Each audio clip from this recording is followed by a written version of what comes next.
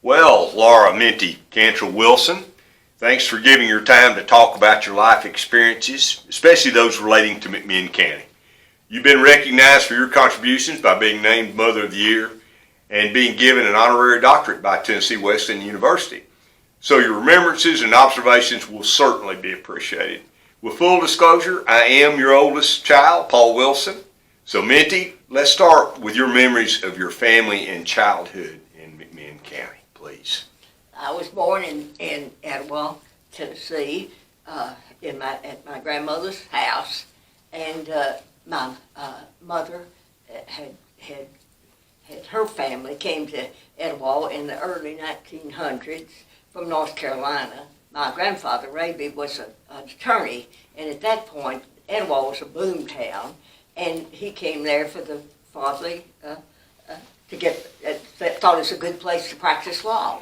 And my mother had a sister and a brother, and she had been a secretary with the LNN, and my father was born in McMinn County and grew up there with his.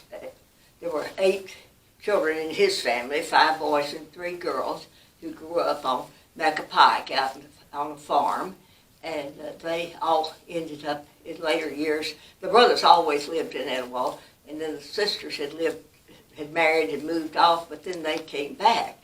So we had a big family of lots of cousins, and we were very close growing up. I had one sister, Carol, who is 3 years younger than I am, and we lived in my grandmother's house until my father bought a house on Ohio Avenue and remodeled it, and we moved there, and my grandmother, Raby, and my Aunt Sarah, my mother's sister, lived with us all my growing up years. I attended the Etowah Grammar School and Etowah Junior High and then Etowah High School, and started school with the same group of people that I graduated high school with. And it was small school, small classes. We were very close. We just had it was a great place to grow up. The railroad was very important to Etowah, and most of my friends' fathers worked for the railroad, and it was a big part of our growing up. Everything centered around the depot, and during the war, I was in high school during the war, and we were many things that we weren't able to do that we would have been. If we were going to a ball game somewhere, you rode a bus, or maybe your parents took you because, well, no one had a car, and we were curtailed on certain things, but it was still a great experience. We enjoyed the football and the basketball and all the sports growing up.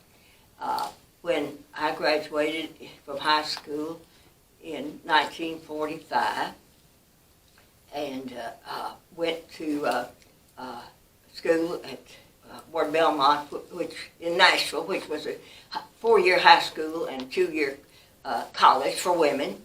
And I had never seen the campus when my mother and father took me over there and let me out. And I spent 2 years and loved every minute of it. Had made some good friends that I kept through the years.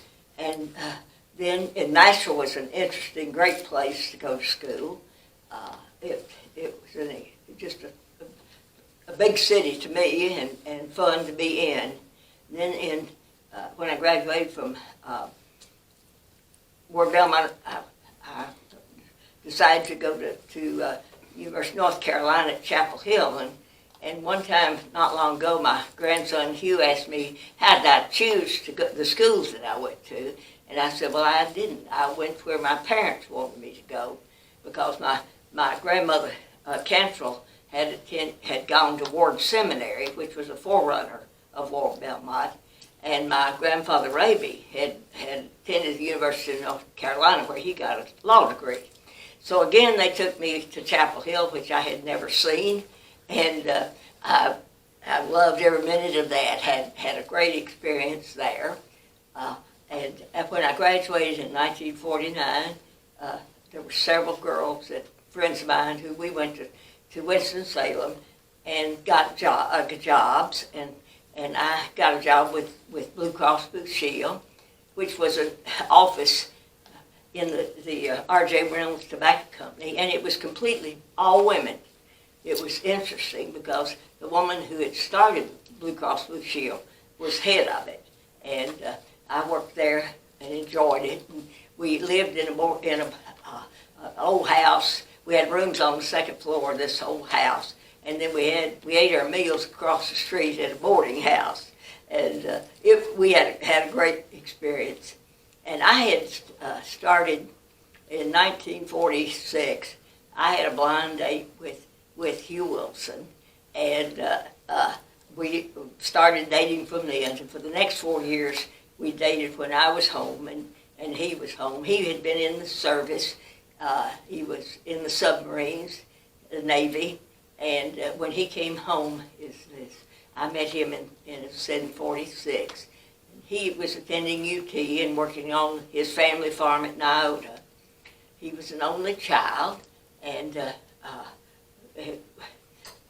had interesting career in the Navy, and then we married in 1950 at the Wesleyan Memorial Methodist Church in Etowah, which was my home church, who I grew up attending, and we after we married, we decided to go. He had not graduated from UT, so we decided we would go to California.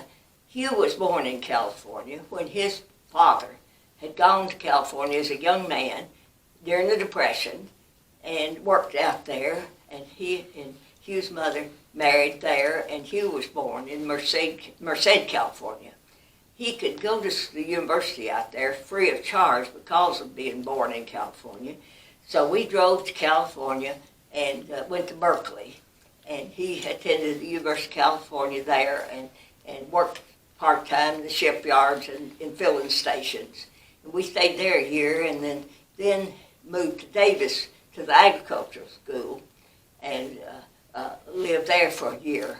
Hugh had relatives on both sides of his family that lived in that area, which was great because we got to know them and enjoyed it. It was such a different change and a different lifestyle that we had a great time. But in 1952, we came home to Tennessee. His father and mother moved out of the farmhouse and turned the farm and the house over to us. And they moved to live in town in Nyota. So we had a dairy farm, and Hugh worked on the dairy farm, and he had some other part-time jobs. He worked for the health department and other things, but farming was hard, and we had several years of really dry weather, and we finally decided we needed something different. And in 1957, he went to work at Citizens National Bank in Athens as cashier, and found that was his calling, and he enjoyed that. And we ended up selling the dairy cows, and from then on we've had beef cattle. So we settled down in Nyota, and Paul was born in California in 1951, and so we had him when we moved home. You want me to stop for a minute?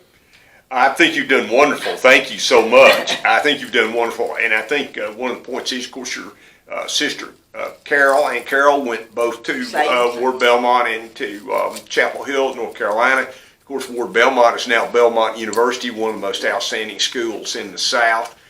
Still got a lot of heritage there, but obviously your family had a high appreciation for education. They picked where you would go to school. They did that, and you've always said that was the best decision ever, perhaps ever made for you. What about the Carlocks from the Carlock community? They were very involved in education. Yes, they were. My grandmother Carlock had attended Ward Seminary, but I think she was the only person in either one the Cantrells or the Carlocks or any of my family who, other than my grandfather Raby, who had been to college. And but my mother and father thought it's very important for us to get an education. They had not done that, and they thought it was very important. And my grandfather Carlock was in the state legislature, and I never knew any of my grandparents. I never knew any of but my grandmother Raby was the only grandparent, and I've always felt like I missed a lot, but not knowing the others. Well, thank you for that. I know part of the family history is that your grandfather lived in a log cabin overlooking the Conasauga Valley, and you want to talk just a little bit about what you've heard about that? Well, my grandfather, they had 8 children, these 8 children, and my grandmother, Cantrell, then died when the youngest child was a very little baby. She died. And so my grandfather raised those 8 children, and he never married again. And he lived in this log cabin type house out on the farm, where he had always been. And they were very close family, very close to him. And he started the Water and Light Company in Etowah, and the boys always worked there, and they strung the wires, electrical, and laid pipe and everything. That all through the years they worked there, and then during the Depression, the First National Bank in Etowah failed, and after that, at the Water and Light Company, they were cashing a lot of checks and for people, and so he decided that we needed a bank in Etowah, and the story was that he borrowed $50,000 and organized the bank, and it was Castrol Banking Company, and the 5 brothers and the 3 sisters were always directors. Those women were directors all their lives too. And then later, after all of our parents were deceased, and the cousins owned the bank, and we sold it later. So you've actually served on the board of directors of 2 banks. You served for about a decade on the board of Citizens National Bank after your husband Hugh Wilson died, and appreciate that. I think that's a remarkable achievement. And I think your grandfather was a notable entrepreneur. Supposedly the cabin he lived in was called the Bohunk, and he owned the Water and Light, or the family did, and he didn't have electricity or running water in his own cabin. And so I think that says a lot about him. He was careful with his money, wasn't he? So I think he was. To do that. But thanks for that's perfect. I know you talk a little bit about the experience at the Englewood Bridge and Billy Stewart and what happened that February. Please. Well, we were going to Etowah, and the creek had flooded between Etowah and Athens. So we ended up going to Englewood to go down Highway 411, and as we were south of Englewood, there were 2 cars in front of us, and Hugh started to pass one of them, and that car pulled out too, and it hit us, and we ended up going off the side of the road and down a long ways, and ended up in the creek. And I thought we were on solid. It was all right, and Hugh kept telling me, get out, and I finally got the window down and got out that way, and it was a convertible, so he got the back window out, and our baby was in that back seat, and he got the baby out, and we ended up in a tree in the creek, hanging on, and one man came out and tried to help us, and he ended up in the tree with us, and then Bill Stewart and Mr. Tennyson came by they both worked for the telephone company. and they had equipment, and they got a line out there, and they got us out of the creek, and they were honored by the telephone company, and then just recently, 2 years ago, the bridge there where we had the accident was named for Bill Stewart. Yeah, thank you so much. I think it's important to note that it was February, very cold weather. The creek was in flood stage. You had hypothermia. We were we were so fortunate. And yes, and you're very fortunate and had the wonderful volunteer spirit that came, and very fortunate to be saved. You're noted for your civic involvement, and we live not very far from Nowda, Tennessee, where Harry T. Burns Sr. Grew up, and we had the recent mural unveiling there for the suffrage movement, and you and I talked about this. To your recollection, you voted in every election since you were eligible to vote. Is that correct? I've never missed one. Well, thank you. Don't miss one going forward, please. Civic involvement is so important, and your family was noted for that. Talk a little bit about, and we talked about this recently. Talk about the experiment in international living that you were involved in for almost a decade. Well, Please. I've tried to remember, but it's been quite a while, and I don't remember exactly how we got for them, but Gertie Harrell and Mildred Sullins and I were the committee, and I'm not sure how this happened, but it was through this organization, the Experiment in International Living, and we brought students, most of them were high school age, to Athens, to McMinn County, to spend a month or 6 weeks sometimes with families. And we found people who would sponsor them and give them a place for 2 weeks or whatever. And it was just a great experience. And these were young people who had never been to the United States. And it was a great experience for us and for them. And one young man, he was older when he came because he had already graduated college. He was from Austria, Walter Needleman, and he came to get his master's here. And so he was here for a couple of years, and he kept coming back to Athens and being with us on holidays and all.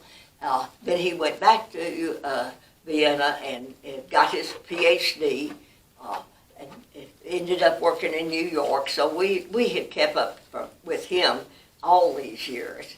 And Mildred and Gertie went to his wedding in Austria and had a great time. And the family was so glad to meet them. But it was just a great, for our children, for young, to have that experience of getting to know these young people. And I think we did that for, I guess, 10 or 12 years. And Dr. Niederman came and attended the wedding of your grandson yes. this past year. Yes. Let's talk about the Living Heritage Museum. You were so fortunate, you and your friend Muriel Mayfield, among other people, helped start this great institution which is thriving today. Talk about that, please. Muriel had the idea, and she asked quite a few people. I guess there were 10 or 12 people, maybe a few more, at her house. And we sat around her dining room table, and she talked about her idea of starting a museum. And we got, everybody was interested, and we mostly women at that meeting, but a few men. I know Bill Selden was there, but it was mostly women, and we started looking for a place to start the museum, and we looked at several places, and then we found out that the old college at Tennessee Wesleyan was vacant, and they graciously let us use that building.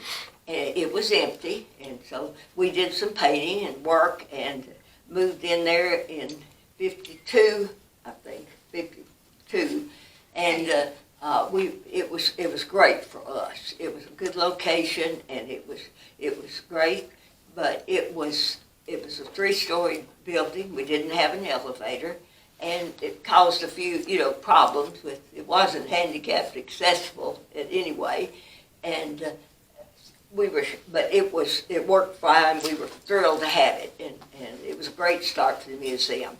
So then the Mayfield family had bought the old high school building that was downtown Athens, and they offered this building, which was part of the high school. It was part of the cafeteria and the library and all. So they gave us the building we're in now, and so we started fundraising.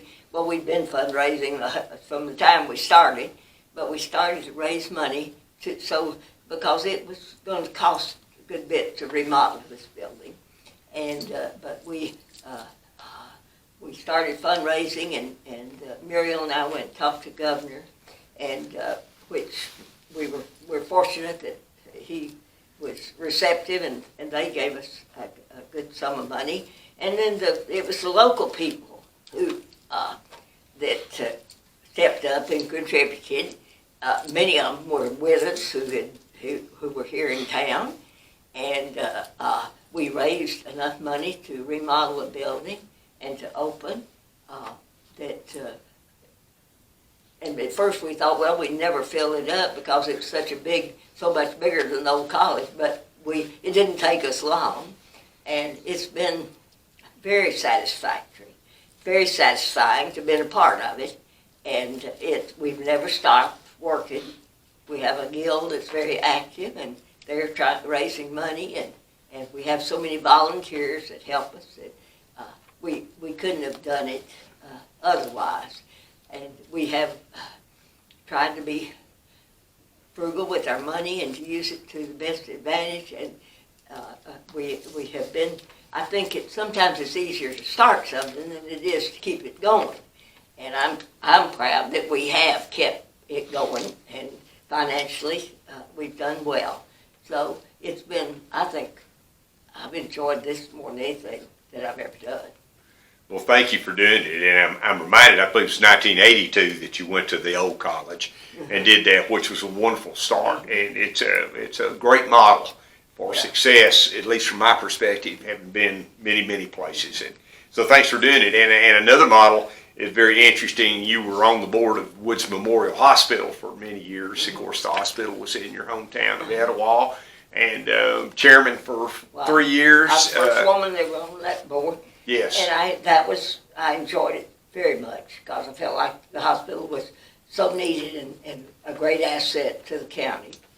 And then the Arts Center was organized pretty much along in the same time frame, and again with mostly women doing it, and with Sue Trotter's leadership, and I think the museum and the Arts Center have been great assets for the city and the county, and have done a lot for the people who live here.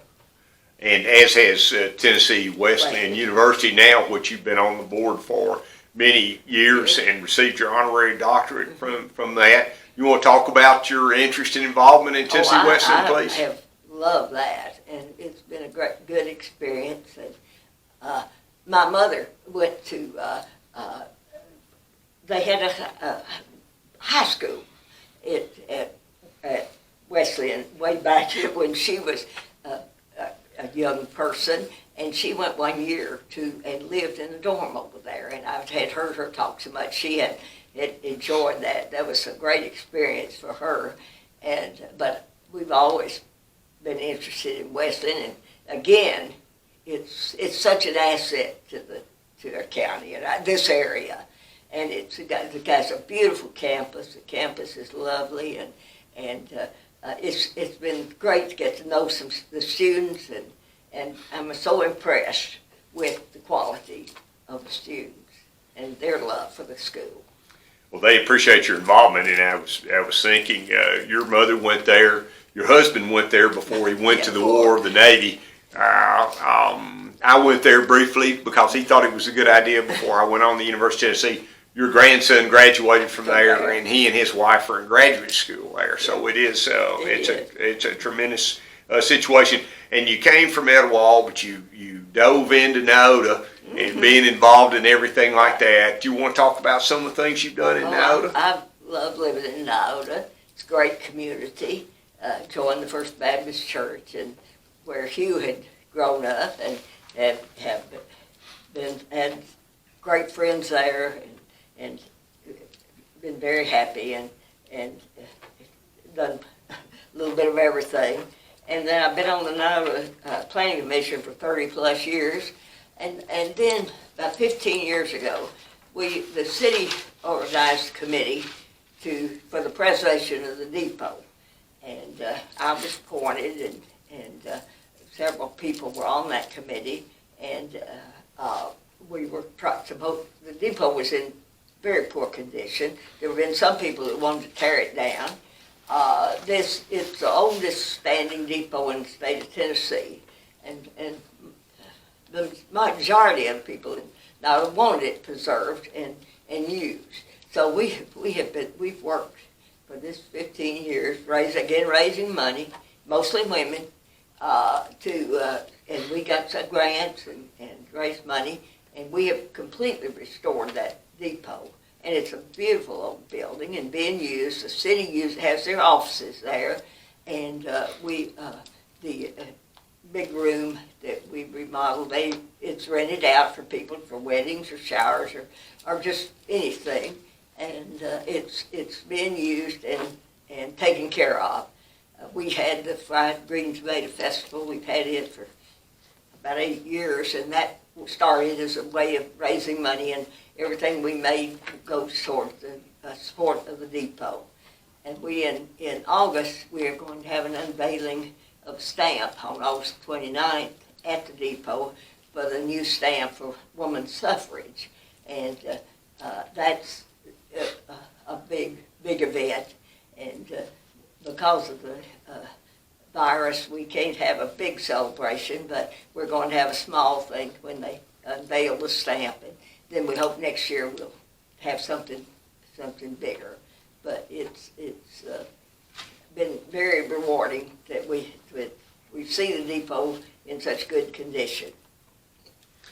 Well, and you served on the YMCA board, as did your husband, your son and daughters were both chairman of the YMCA, and we appreciate that. And that kind of brings to mind, we mentioned the Mayfield family has done so much for this community and so many others, but couldn't you say that that's been one of the positive things about McMinn County and Athens in particular, is the great connectivity between the families and being willing to work together, even though sometimes they were at odds on business aspects or things like that, but they always tried to do the best thing for the community. Overall. Yeah. And you're not one-sided. You like to have fun. You're an avid bridge player, and I know this has been hard, and I think that's good for everything. And you get a lot of community connection there. And then, of course, you were involved with the garden club, which has been a big part of the community for years, and a great place for new people to come in and be accepted into that. And then, of course, you were a member of the Athens Browning Circle, which we tend to forget about. But talk about that, please. Well, I joined the Athens Browning Circle very soon after we came back to NODA, and it was a wonderful group of women. And they met once a week and had programs. And once a month they had a luncheon, which was a fundraiser, and the different members were chairman for the luncheon, and I was chairman for many years for a luncheon, and enjoyed that, and I got to know so many of the women, the more older women that were all active in the Browning Circle, and they were great. They were very welcoming to younger women and very supportive. And they provided the only public library in the city. And they were helped to build the new library. They gave the money that they had left when they closed the Browning Circle. They gave all the money to the library, and so we have our new library. But I think it's good to remember how it started and where it came from. I do too, and so many people have a tendency to forget what all had to be done to get us where we are Yeah. Today. I told you I wanted to talk just a little bit about your grandson, who I think you would say you're fortunate to have him live here, and you got to know a lot of his friends, and they're active in the community and everything like that, and I think you would say, as you've told me many times, how fortunate we are to live here in a place that we can keep people, our family, connected and things like that. And so, talk, if you would, just a little bit about that. I think I've always been so thankful to live here, and I wouldn't want to live any other place. And it's gratifying that you and Meredith and Paul and Hugh have all chosen to stay here and to work and to live in this community. And it's very good to see. We sometimes people think the green grass is always greener someplace else, but I think it's the best place to live I've ever been. And we were fortunate to get to travel a lot. We made lots of nice trips, and I always enjoyed them. But I was always glad to get home. And I thought during this pandemic that I'm so thankful to be right here. We've just got so much to be thankful for. I'm thankful to be here. Wouldn't want to be any other place. But this is different from anything I've ever experienced.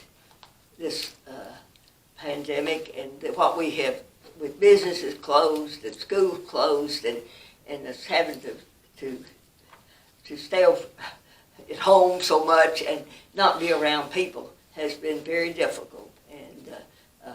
It's different from anything that I've ever experienced. Well, we talked a lot about this. It's important that we consider the future and look forward to what could be done and what can be done and what should be done, and certainly not to lose the momentum that we have here, thanks to you and so many other people. So what do you think about the future? What should we pay attention to? What should we strive to do?